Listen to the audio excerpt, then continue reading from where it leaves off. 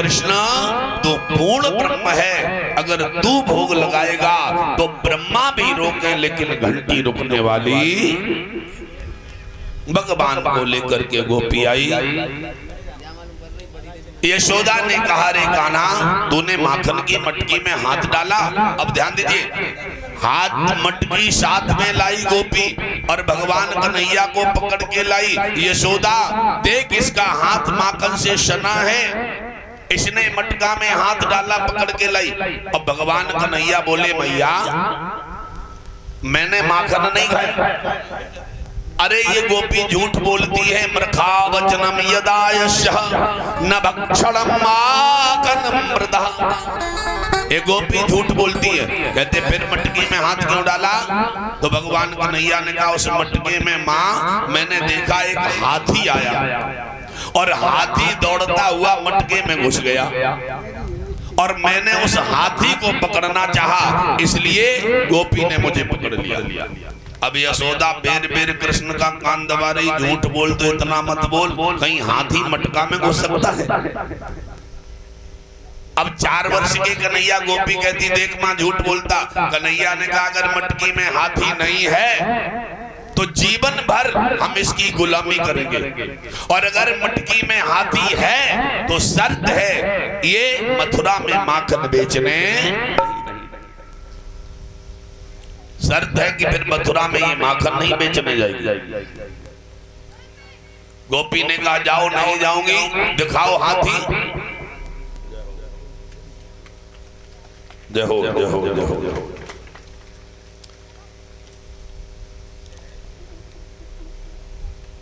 बोलिए भागवत भगवान की।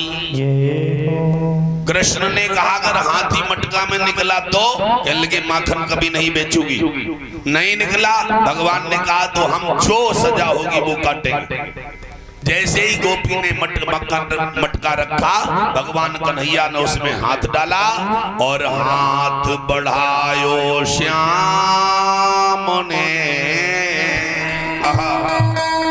और जादूगरी दिखाए और एक खिलौना हाथी बना, मटका से लो उठाई प्रभु, मटका से लो उठा।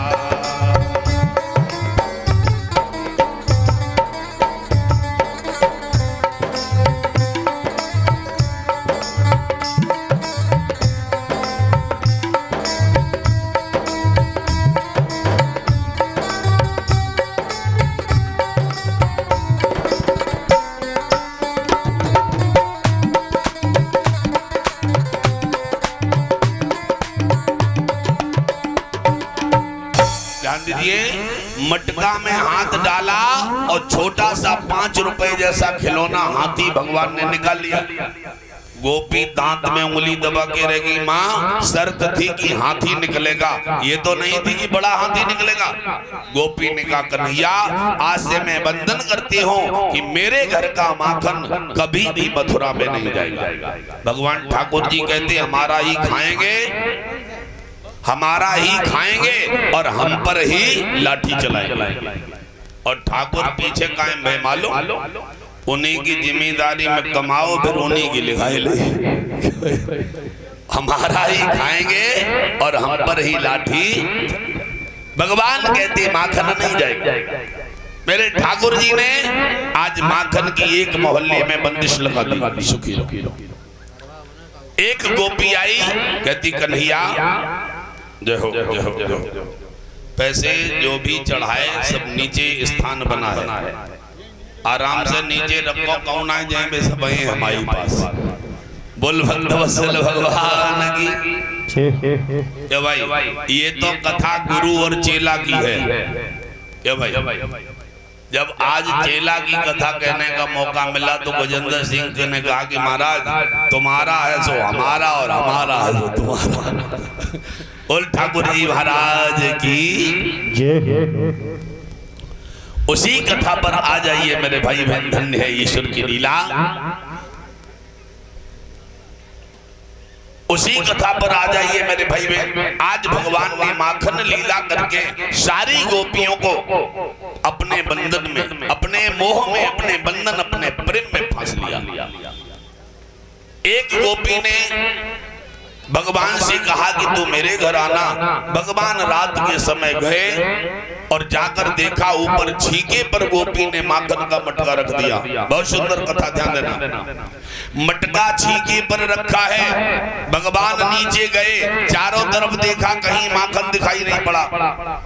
जब देखा कि ऊपर माखन लटक रहा है, मटका है। अब 4 वर्ष के कन्हैया ने कहा, मनसुख ऊपर कैसे माखन मिलेगा?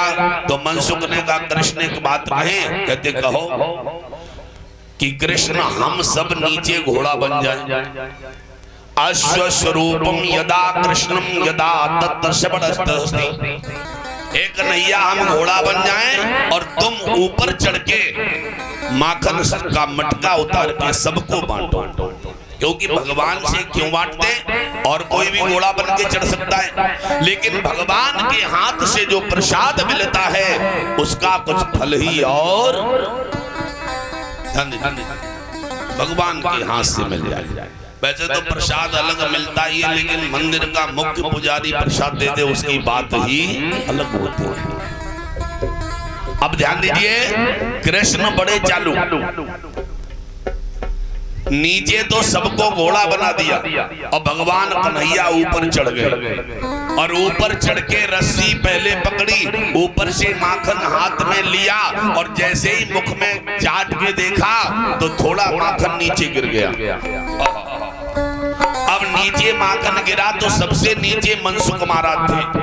मनसुख ने देखा कि हम नीचे घोड़ा बने, उसके ऊपर उसके ऊपर उसके ऊपर, और ऊपर से ही माखन गिर रहा, ऊपर से ही खाना शुरू हो गया। मुझे लग रहा कि हम नीचे दबे हैं, हमें कुछ मिलने वाला। और हकीकत यही है। सुखदेव ने कहा, महाराज ऐसा भगवान ने क्यों किया? कहने लगे, कलयुग में यही होता है कि सबसे ऊपर जो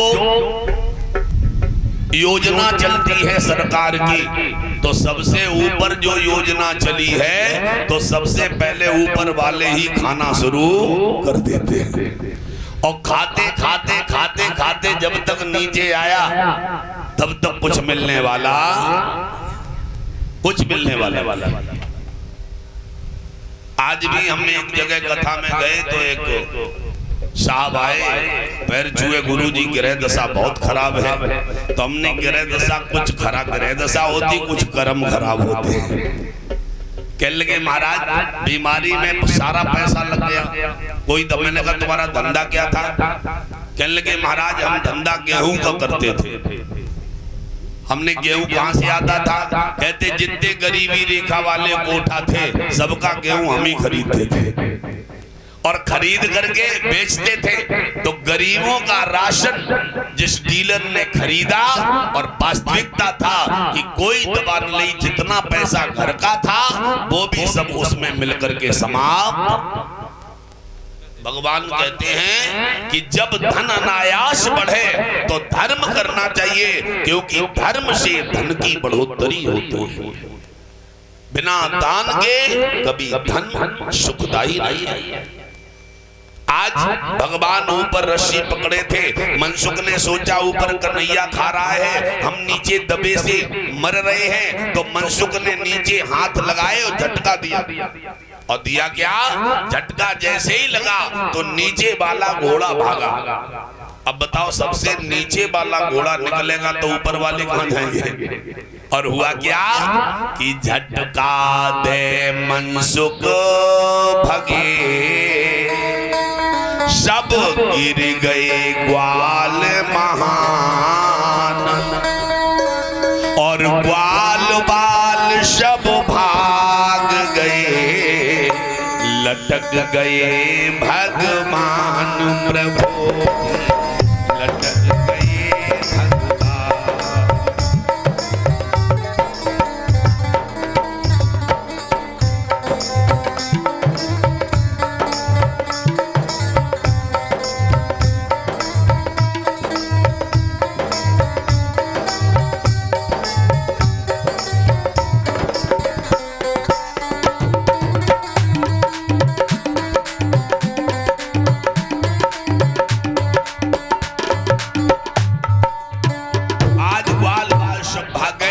भगवान लटक गए।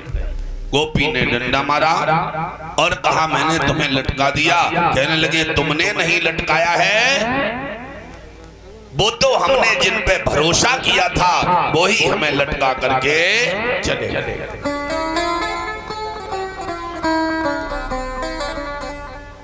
बोली भक्त वत्सल भगवान की। एक लाइन बड़े भाव से भगवान के संकीर्तन की। श्री कृष्ण गोविंद हरे मुरारे।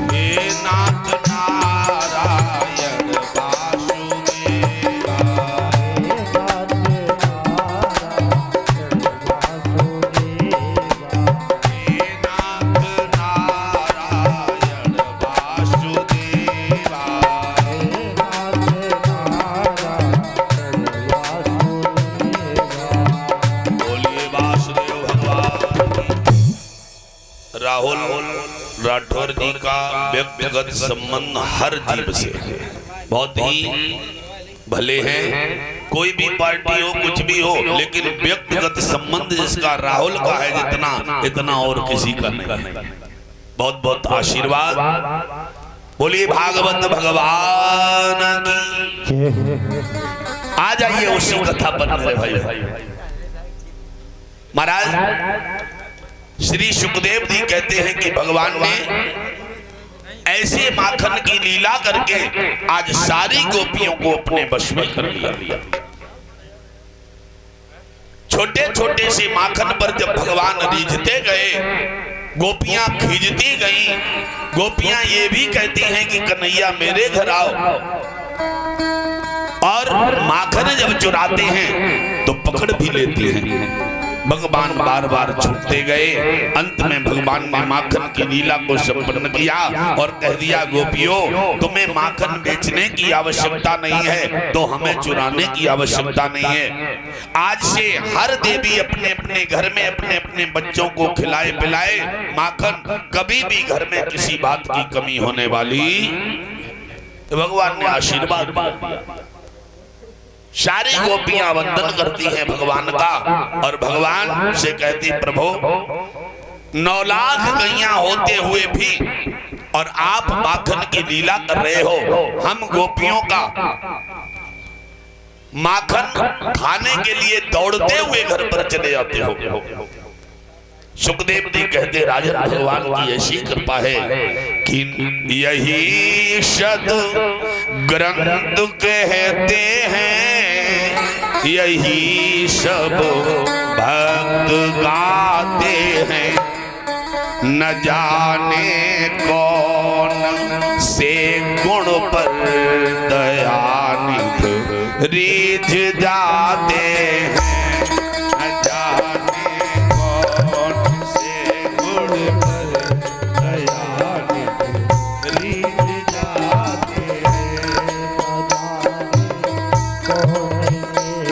Yeah.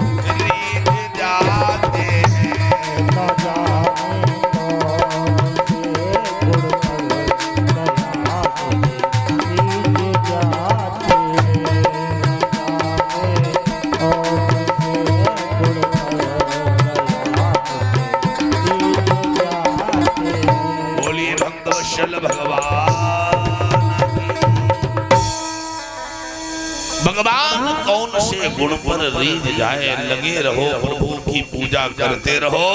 कब रीझ जाए ये तो उनकी मर्जी है, अर्जी हमारी है और मर्जी तुम्हारी। भगवान ने सामाजिक कार्य करने के लिए, समाज का उद्धार करने के लिए, दुष्टों से समाज को बलवान बनाने के लिए मेरे ठाकुर जी ने माखन की लीला की। और माखन खुद नहीं खाया है, उन्हीं सब ग्वाल बालों को खिलाया है। सारे ग्वाल बाल जब तंदुरुस्त हो गए, गोपियों के मन को भगवान ने मोह लिया।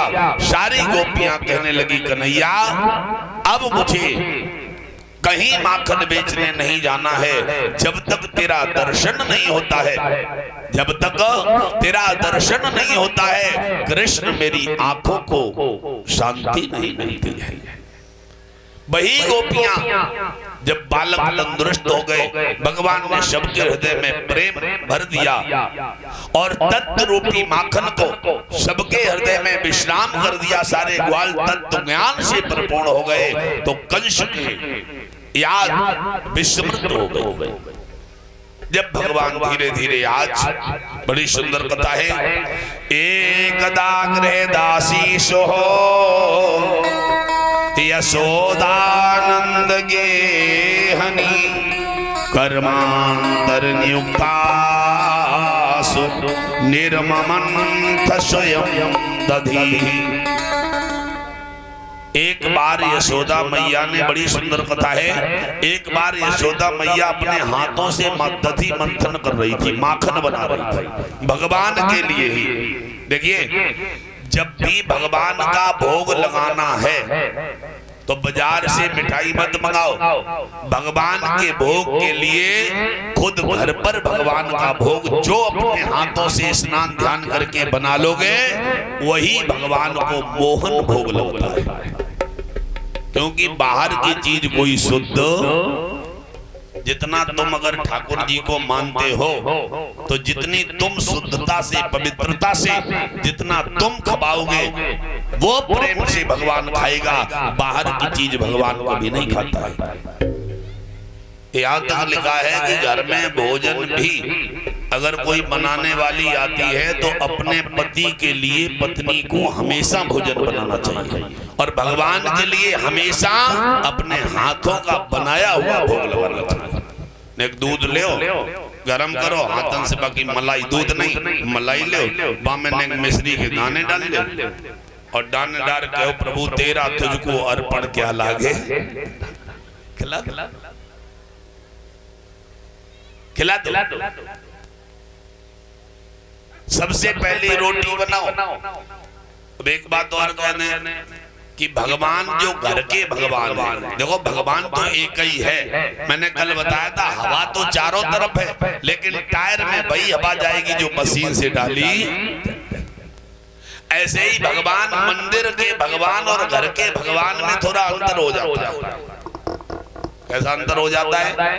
मंदिर का भगवान बहुत पवित्र होता है और घर का भगवान घरेलू हो जाता है। अब तुम कहो कि भगवान प्याज नहीं खाते, हम उन्हें क्या खिलाएं?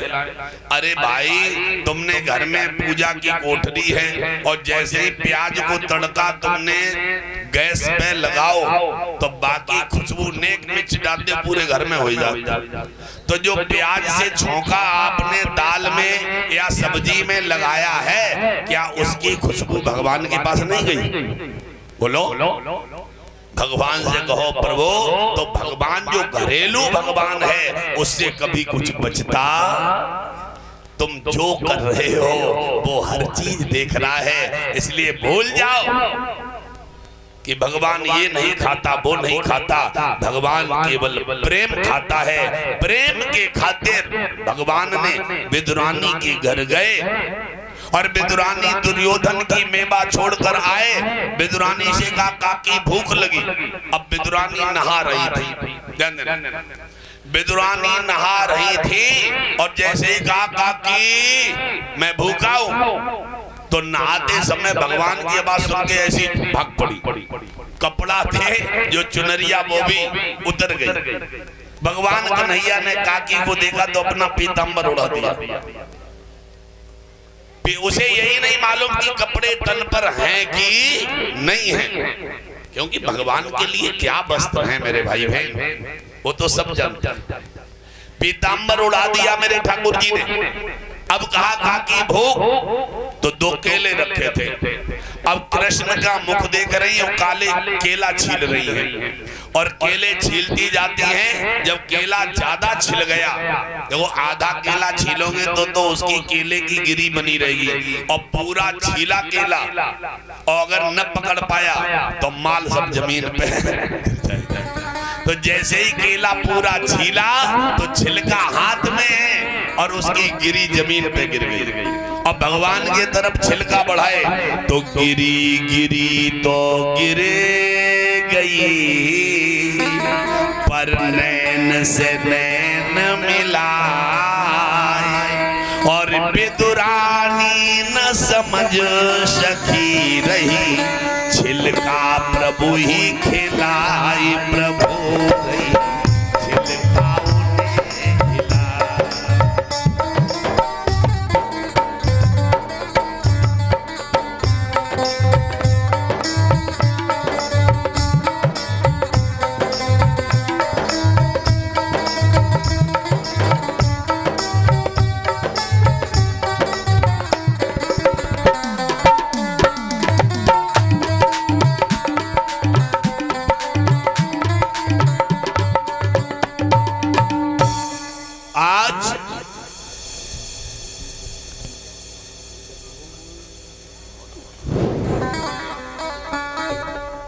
बोली भक्तवत्सल भगवान की, बोल बांके बिहारी लाल की।